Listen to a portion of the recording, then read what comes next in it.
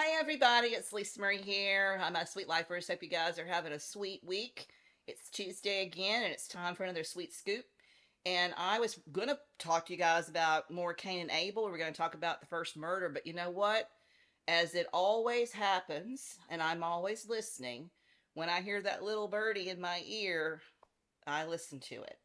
And so I was actually out in the garden and I was thinking about what I wanted to talk to you guys about, what I've been learning. This week we've been doing First and Second Kings and finishing up lots of Samuel. And I thought, you know what? It's miracles. Miracles is really what we need to talk about this week because miracles has been such a big deal to me. And I have been able to recognize them as such.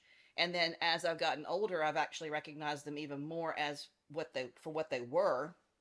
And I think that so many of us discount the actual uh, miracles that are happening in our lives. We don't see them as miracles. And I'm not sure why that is, if we're just jaded from society or what. But I wanted to share with you a couple of different miracles that have happened in my own life. And then also, as I'm reflecting back on the idea that there is coincidences and then there's not coincidences, that's really kind of been a big screamer to me in terms of a takeaway from Samuel with regards to Saul continuously going after David and trying to kill him. And so it's been a very interesting observation I've had through reading the book of Samuel as well in seminary. So first the first miracle. So if you go all the way back to the beginning of the channel when we revamped it back up again and Sweet Scoop launched back in February, I took that first episode to kind of give you my history and my backstory and that sort of thing so that you kind of knew. For those of you that are in the tribe and have been with me for years already know much of my life and my story, but I wanted to kind of put it out there in a place that people could refer back to. So if you didn't get a chance to do that, go back and check that because we talk a little bit in that, or I do rather, about mom getting killed. But what I wanted to share with you, I was visiting with my Aunt Carolyn probably 3 or 4 weeks ago. And we were talking about that day. And we were talking about how that day I was scheduled to go to ballet. And my sister was already at ballet. And my grandfather was there, kind of carporting back and forth, transporting children. And we were talking about the fact that I didn't go get in the car with mom and how Granny, I didn't know it, but my Aunt Carolyn said that my grandmother had heard, "You're not to let Alisa go get in that car." And she was adamant about it. I mean, absolutely adamant about not letting me get in the car. And I was already dressed for ballet. And of course, I wanted to go with my mama. And so I remember running down that driveway and watching that station wagon go over the hill. And I was the last one to see my mother alive. And the first thing that she said, Granny said to her, my Aunt Carolyn, whenever they spoke, after Mother obviously had been killed, was that if she had not listened to that voice and had let me go, that it wouldn't have been just Mama, it would have also been me that got killed. And so I really, really believe that there was a protective hand over my life from God, making sure that I didn't get in that car and die with Mother in that wreck. And so that's the first miracle. The second miracle is whenever Brian and I were dating, I had a dream. And I had a dream that I was with Mother and I was with her and she was an angel kind of floating around. I don't want to use the word angel because angels are separate from humans. And when we get our earthly bodies moved into a heavenly body, I don't believe that we become angels. Angels are a whole different hierarchy. But Mother, it was Mother. Mother was with me in this dream.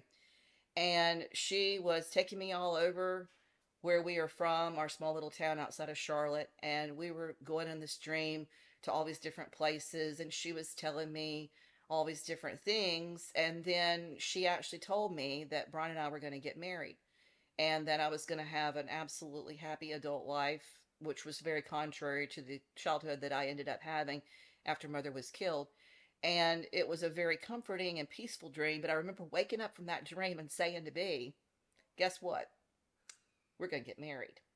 And sure enough, we've been married for 33 years. And, I think over the years, he might have thought in the beginning, when I say I've had a dream, he used to do a little eye roll. These days, if I say I had a dream, boy, I tell you what, he listens. And it's interesting because if you go back and you reflect in the Bible, there's a lot of people, obviously, that have dreams. That is a real normal and almost predictable way that God speaks to his people. And he speaks to us through angels. He speaks to us through dreams. And so I believe that there's a lot of things that are there in our dreams that hint to us things that we should do, things that maybe are disturbing us. Of course, I do have a degree in psychology, so there's all the psyche stuff as well. But it's really all about God, right? So it's we are created in His image.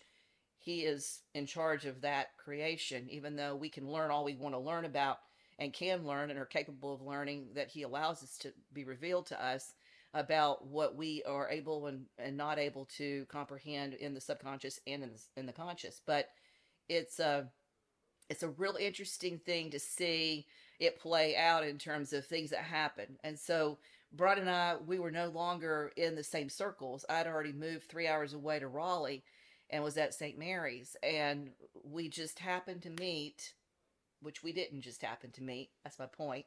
But we just happened to meet over a weekend that I had come home, and he and I reconnected. And had he and I not reconnected, and it was really, there's no reason for us to have connected except for the hand of God. I mean, I was off doing my own thing, and he was off doing his own thing, and we were friends, but we were not in each other's radar. But from the time that we got back into each other's radar, all the way through to this day, we've been together. And I remember him standing on the front porch of his mom and daddy's house, and he said to me, "I've been in love with you since we were 15 years old," and I just was too scared to say anything. And I feel like I have to say something, because I feel like if I don't, you're going to get away and not be mine. And I really love you. And so I, oddly enough, was engaged already, which I guess that was a lot of motivator for him. Maybe, maybe not, probably. That may have been why he got a hold of me, because he'd heard through the grapevine, because small towns news travels fast. But he made sure that I knew his true feelings about me. And that's not his personality. He really had to step out of his comfort zone to do that, because he's a quiet man. Many of you guys know him. As much as I run my mouth, I can run it for the both of us. And we've often said opposites attract, and that the reason why this marriage has lasted so long and has been so lovely is because we're dead center opposite of each other. We complement everything about one another in terms of our skill sets and our dynamics and personalities. So, but he did. He said that to me, and something just jarred me when he said that, because nobody had ever said that to me before like that. I mean, I had plenty of men say, or boys, I should say that they loved me, but not like this. Was very heartfelt and compelling. Like, please don't do that and give me a chance. And so I'm so glad that I did, because I'd had that dream like within a matter of a couple of weeks after we'd started dating. And I was just like, okay. I called Brian up and I was like, okay, I've had this really weird dream, and I don't take my dreams lightly. If I have a dream and I can remember the dream, then I actually try to analyze that dream and figure out what is God trying to tell me from that dream, because I believe that truly that's what's going on. He's actually trying to reveal to me something important that he can get to me and put in my brain and plant that seed while I'm asleep. So anyway, the thing that I wanted to also share with you as far as Samuel and the book of Samuel is, I don't know how many of you guys have been studying Samuel, but Samuel's just full of lots of cat and mouse chases with this guy named Saul, who was a king, the first king. The Israelites asked to have a king, and God sent Samuel to try to designate this first king, and Saul was the king that God asked for Samuel to anoint. And Saul was just a hot mess. I mean, he hid from his proclamation. He didn't really want to be king. He always had sort of an issue with leadership, and he was very jealous of David. And David was kind of the youngling, the same David from David and Goliath. In fact, it was David that stepped up for Saul. Saul actually gave him his armor to wear, and it was too heavy for David. And so David was like, I don't want to wear all this junk. I'm a shepherd. And so he just took off out there in the field with this big old giant, Goliath, with his slingshot, and he killed him dead. But he killed him dead because he had the hand of the Lord on him. And many of us do not recognize that the hand of the Lord is upon us. When we're being blessed, when we are scathing through a bad situation that could have had a really horrible outcome, but it's just mild, that's the hand of God holding on to us and keeping us out of harm's way. And in the same in the same breath, when we have a trial that happens to us, something that's awful and devastating, it's really a test that God is giving us, but it's never as strong as it is for those that don't believe. He really does give us a tempered down trial. And many times it's just to keep us in check, to make sure that our faithfulness and obedience and loyalty is to Him. So it's an interesting thing to think about in terms of being a Christian, is that you see that. You see the faithfulness that David had in God. And even when he decided to have that affair and, he was punished by that first baby dying, he took that punishment. He knew that that was wrong, and killing her husband was wrong, which we talked about a week or two ago. Um, and, he never was consumed, though, by a evil spirit like Saul was. Saul was consumed with an evil spirit, and did not seek the right ways of learning and understanding how to become a righteous person in the eyes of the Lord. He even actually, I don't know if you guys knew this, I didn't know it until last week. He's the only place in the Bible, in Samuel, is where there's someone who actually consults a witch to bring about a seance. And Samuel gets up from his slumber and says to Saul, "Why have you wakened me from my sleep?" Which is a very strange thing to have in the Bible.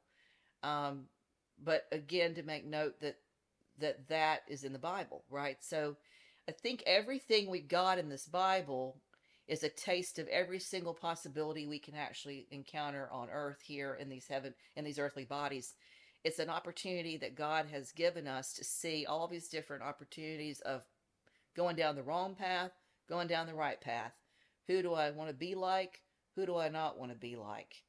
And then you see all these miracles that are happening in the Old Testament. Elijah giving this woman and her son the ability to have food when there's a famine.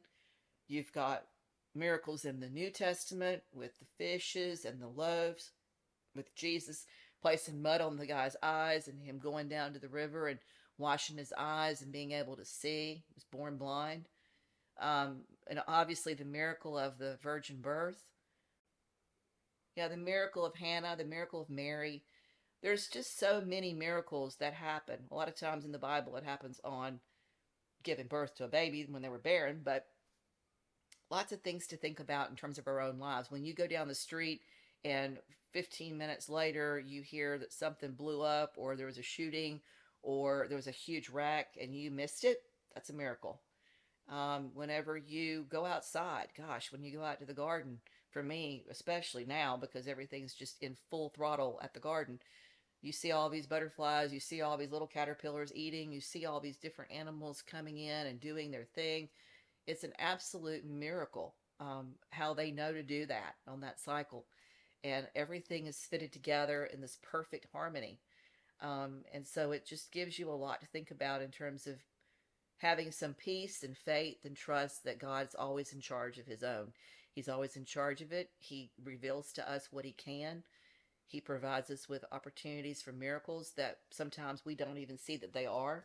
I mean, gosh knows, being married for 33 years and in love today as much as I was the day I walked down the aisle is a miracle. It's a real miracle. The children are miracles. And it's just a beautiful blessing. It really is a beautiful blessing. So as I get done with this semester, I've got one more week and a half to do. I'm going to be walking into Esther and Nehemiah, First and Second Corinthians this week. I'm going to be soaking up all the details of that I can for you guys. And I'll probably roll back into Cain and Abel. I've got a couple of questions for Father that I want to ask him. He's coming tomorrow to tape another Sweet Life in Christ. And so there's a few things that have come up I want to ask him about with regards to the creations of people. Because for me, it's kind of interesting. You've got Cain and Abel that end up in this war between each other, one so jealous of the other, similar to Saul and David, in a lot of ways. It's God's favor and God's blessing, and because of faithfulness and obedience to God. And then the other one is total off in the wild blue yonder, doing their own thing, thinking that they can be self-sufficient, and they don't sit down and make a time to be with God and ask God for help or guidance or anything, and it gets them in trouble every single time. I mean, every single time. So that's the biggest takeaway, is to be aware this week. If you have a chance, think about the little things and the big things, all the things that may have touched your life in a way that you didn't see it as a miracle, but after you reflect on it, you figure out that it indeed was a miracle. Those people that you meet that you really don't even know how you met, but they've been very important in your life and been significant in enriching your life and you as well for them. That's a miracle. And of course, your children are miracles, and all the different beautiful things in nature are as well. But I'm going to be walking in doing this last paper, and as I get through that, I'll then be back and forth sharing with you some other ideas about things that I've learned in those different books of the Bible. But this week's check-in is the takeaway to talk about miracles. The fact that I didn't get in that car and get killed is a miracle. There's a reason why I'm here, and there's a reason why each of us are here.